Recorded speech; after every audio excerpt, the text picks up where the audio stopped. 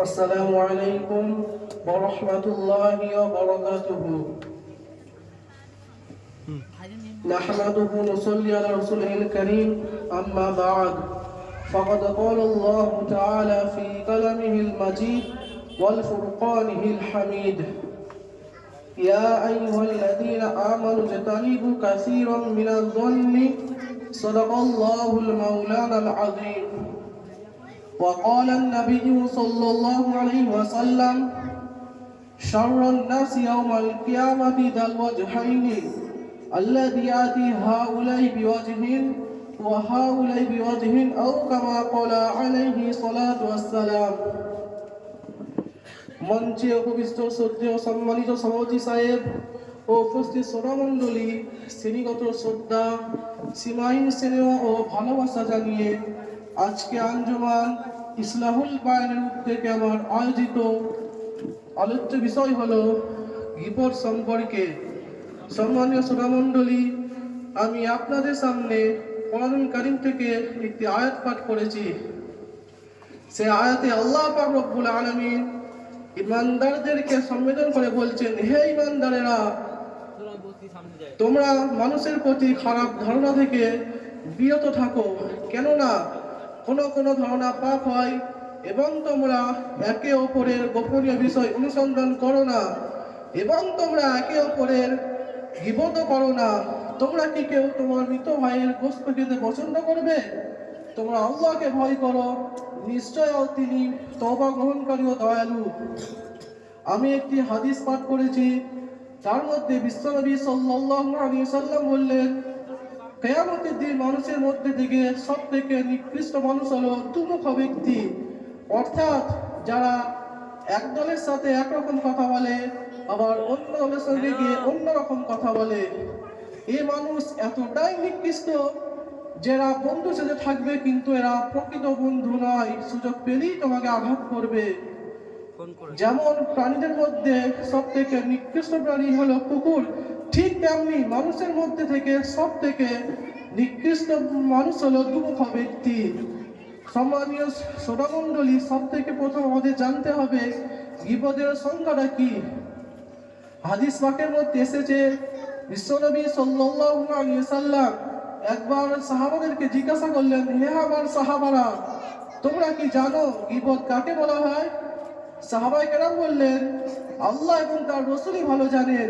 বিশ্বনবী সাল্লাল্লাহু আলাইহি সাল্লাম আরো বললেন, যিকরুকা আখাকা বিমা ইয়াকরাহু, তোমরা তোমার ভাইয়ের ব্যাপারে এমন কোনো কথা বলা যেটা সে পরে শুনলে তার খারাপ লাগবে, তার কষ্ট হবে। অর্থাৎ কোনো মানুষের অনুপস্থিতিতে এমন কোনো কথা বলা যেটা তার অপছন্দনীয়। এখন যদি আমরা সমাজের দিকে তাকিয়ে দেখি তাহলে আমরা বুঝতে পারবো আজ গীবত সব জায়গাতে বেড়ে গেছে। ঘরের মধ্যে, ঘরের বাইরে, মাচাই বাজার, এমনকি আল্লাহর ঘর মসজিদ, সেখানেও গিয়ে মানুষ একে অপরে গীবত করে বেড়াচ্ছে। অথচ হাদিস পাকের মধ্যে বিশ্বনবী সাল্লাল্লাহু আলাইহি সাল্লাম বলেছেন, আল গীবাতু আশাদ্দু মিনাজ জিনা, গীবত অবশ্যই জিনার থেকে জঘন্য পাপ। এবার কেউ আপনাদের মধ্যে থেকে প্রশ্ন করতে পারেন যে গীবত কিভাবে জিনার থেকেও বড় গুনাহ হতে পারে? এর উত্তর হলো, হাদিসের বিশ্লেষণকারীরা বিশ্লেষণ করে জানিয়েছেন যে কোনো ব্যক্তি যদি কোনো নারীর সঙ্গে একবার জিনা করে ফেলে, তারপর খালিস দিলে আল্লাহ পাক রব্বুল আলামিনের কাছে সে যদি মাপ চায়, আল্লাহ পাক রব্বুল আলামিন তাকে ক্ষমা করে দেয়। কিন্তু কোনো ব্যক্তি যদি কোনো ব্যক্তির অনুপস্থিতিতে এমন কোনো কথা বলে যেটা সে পরে শুনে তার খারাপ লাগবে, তারপর সে যদি আল্লাহ পাক রব্বুল আলামিনের কাছে মাপ চায়, আল্লাহ পাক রব্বুল আলামিন তাকে ততক্ষণ পর্যন্ত মাফ না করে যতক্ষণ না যার গীবত করা হয়েছে সে মাফ না করে।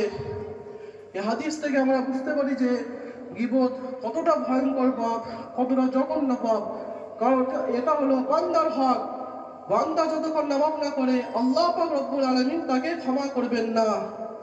অন্য এক হাদিসে বিশ্বনবী সাল্লাল্লাহু আলাইহি সাল্লাম বলেছেন, কিয়ামতের দিন কিছু মানুষের আগুনের দুটি মুখ হবে।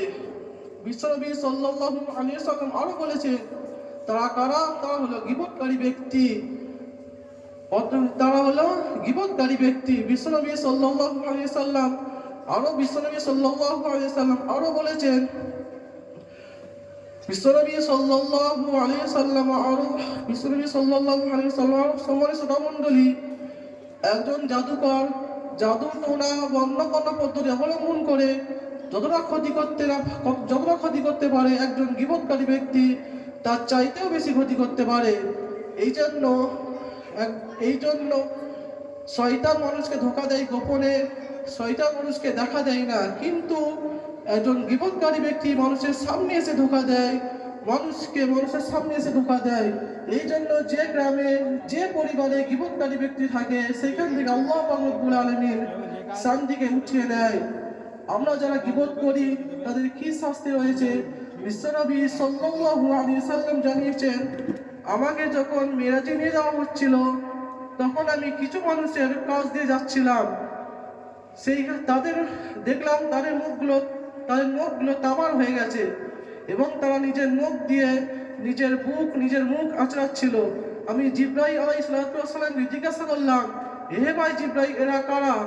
জিব্রাইল আলাইহিস সালাম বললেন, এরা আপনার ওই শ্রেণীর উম্মত যারা দুনিয়াতে গীবত করে বেড়াতো।